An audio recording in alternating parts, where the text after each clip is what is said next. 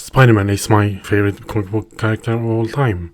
He's a character that I've been a fan of as long as I can remember, and he's one of the most relatable Marvel characters, in my opinion. And this is the first big movie based on Spider-Man. Spider-Man!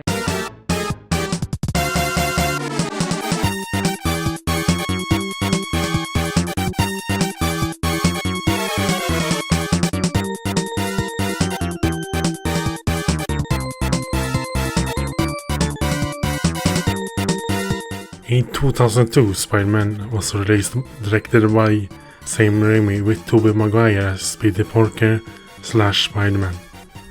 In this movie, Peter Parker is just your ordinary teenager. He gets bullied, has a crush on a girl, got the best freaking aunt and uncle ever, never eats breakfast and doesn't have many friends.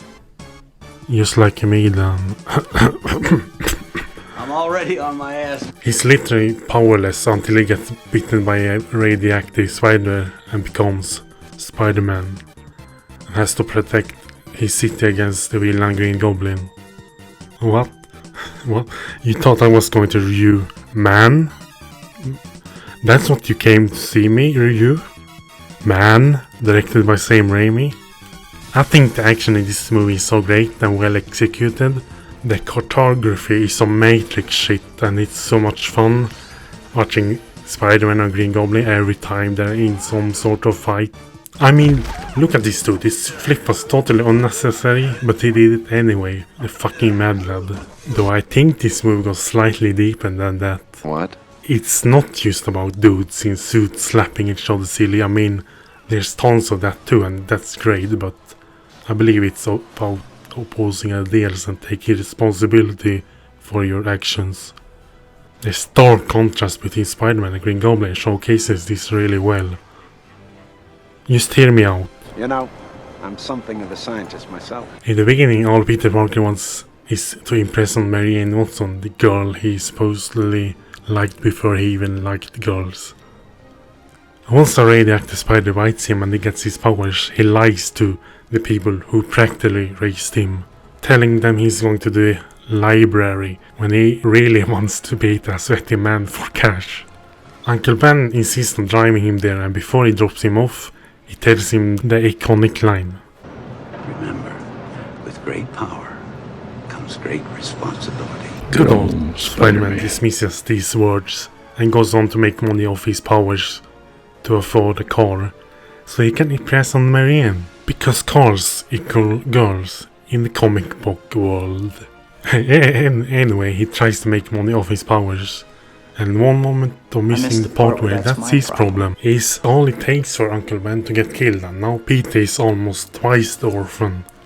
To some of you this might sound stupid, but I actually tear up every time I watch the movie. It's such an impactful scene and always traps me in the moment.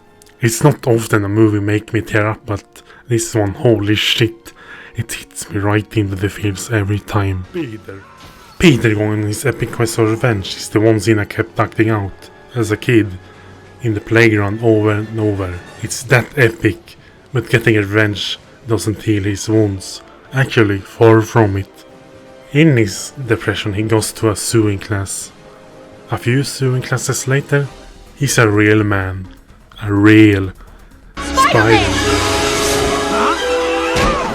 By the end of this night, he has transformed into a totally different person. Change? Yeah. Big change. He goes from this nerdy nobody to a kick-ass superhero. On the other side of the spectrum is Green Goblin, aka Norman Osborn, played by Norman Reed, Hello, my dear. Willem Dafoe, who after a human trial on himself becomes Green Goblin. All actions Norman does is for his own gain. I mean, no shit. He's the movie's villain, and he's there to mess our hero up. You know how much I sacrificed? My point is, they're like heads and tails, they're like yin and yang, they're like Batman and Joker, at least in this movie. Dialogue can be a bit cheesy, and I recognize it can at times be outdated, but that still doesn't devalue the jokes. I mean, this is funny as hell. What are you doing up there? Staying away from you. That's a cute outfit. Did your husband give it to you?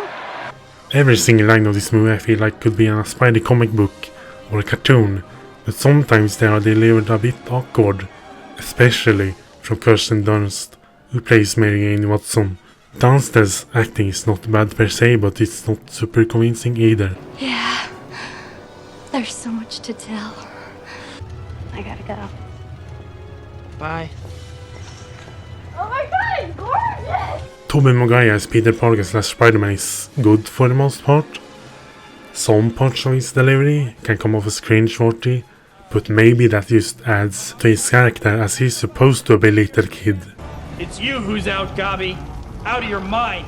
He asked me what I thought about you. And what did you say?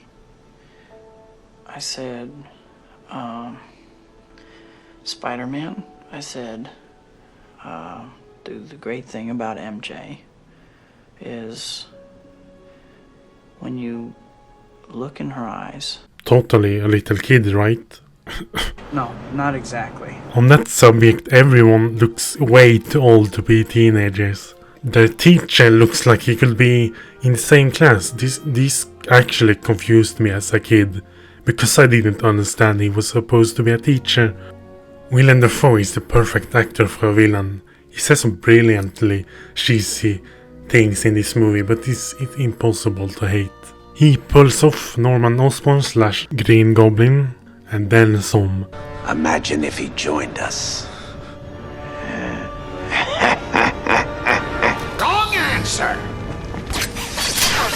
Oh, great. His son, Harry Osborn, portrayed by James Franco, pulls off a good performance, especially when Dafoe is in the same scene. Their strained relationship is fantastically acted by both actors.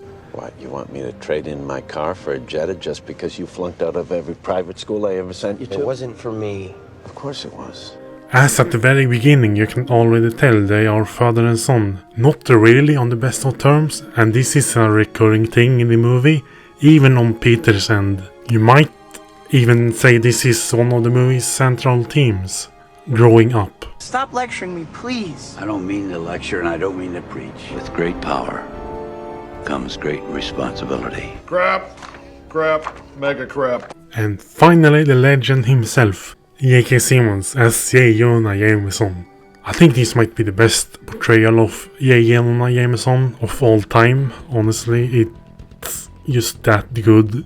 He just nails Jameson. He is the character. Spider-Man, hero or menace? Exclusive Daily Bugle photos. Menace. He was protecting that armored Tell car. you what, Atticus, you take the pictures, I'll make up the headlines, okay? All right? That okay with you?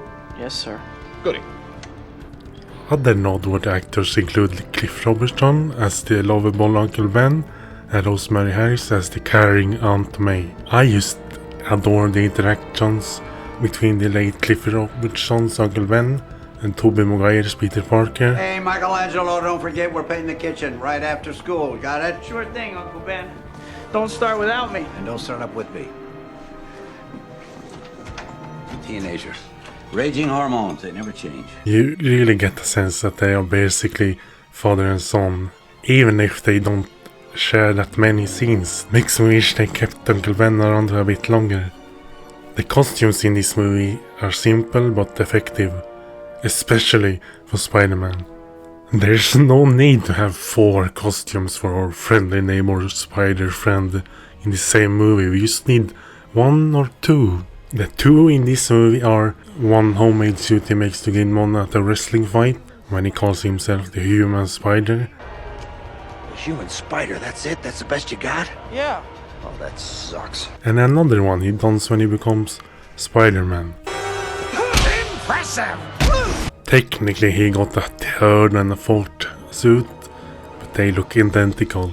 The costume he gets later might be a bit unrealistic for him to put together. It looks way too fancy for a kid with no money to make a costume that took hundreds of dollars to make in real life for the movie. Is it really unrealistic?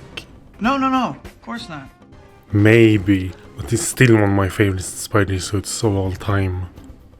Green Goblin suit sadly doesn't use even half the range of Dafoe's acting. It's more like an arm than anything like in the comics, but they went for this look for technical reasons and limitations at the time, if I understood this correctly. I like it however, it somehow gives off that samurai vibe I can't explain, but it's somewhere in that range. Controversial or not, this is Green Goblin to me. No one says no to me! The CGI in this movie has aged like milk that already was sour. Spider-Man when he's crawling on the walls in his human spider costume, it looks straight out of an early PlayStation 2 game. And that's not even an over-exaggeration. The higher resolution you go, the more noticeable it is, at least from my viewing experiences. That took me out of the movie so hard, even after watching it more times than there are people on a little place I like to call Earth. So my final opinion on Sam Raimi's Spider-Man 2002? It's an underrated classic in my eyes. Sam Raimi didn't just create another superhero movie. He made a movie with tons of heart that knows how to let itself and the audience to have a blast from start to end. He also made the template for upcoming superhero movies. But if you ask me, a lot of superhero movies take themselves way too serious. They're too realistic and depressing, and it's just something about the tone in Sam Raimi's Spider-Man that's fun and reminds me a lot of the animated series from the 90s. Don't get me wrong, I do love movies like Logan or Zack Snyder's Justice League, and I think that's a natural progression of this genre, but nothing beats some good old cheese. Yeah, haven't I mentioned? Sam Raimi's Spider-Man do be getting a bit too cheesy at times. But that's exactly why I think what makes the movie so great. It doesn't take itself ultra serious and knows how to balance comic books with real life, and got one of the most recognizable superhero soundtracks to boot. I hope you enjoyed my review of Sam Raimi's Spider-Man from the year 2002, and I hope my ramblings about a fun, spectacular classic were entertaining. Up next is Spider-Man 2, released in 2004. One of the best superhero movies, if not the best. Like the video if you liked it, dislike it if you dislike it. If you want to see more like this, subscribe. I'm out. With great power comes great responsibility. Remember that, Pete. Remember that.